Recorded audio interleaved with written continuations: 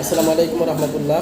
যে সৌদি প্রবাসী ভাই যারা নতুন যাবেন তাদের জন্য একটি গুড নিউজ রয়েছে।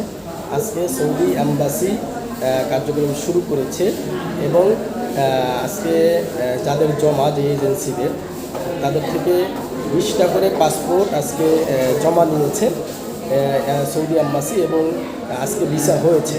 আমাদের অনেক প্রবাসী ভাই যাদের মেডিকেল এমার্জেন্সি শেষ হয়ে যাচ্ছিল, অনেক টেনশনে ছিলেন। আপনাদের টেনশন ইনশাআল্লাহ আলহামদুলিল্লাহ শেষ হয়েছে।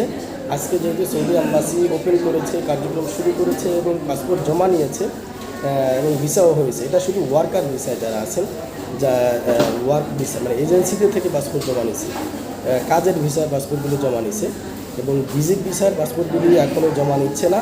তো আশা করতে পারি খুব দ্রুত সময়ের মধ্যে ভিজিট ভিসার ফিঙ্গারও শুরু হবে এবং পাসপোর্ট ভিজিট ভিসা জমাও নেবে এবং স্টাম্প দেওয়া হবে। থ্যাংক ইউ সবাইকে। আসসালামু আলাইকুম।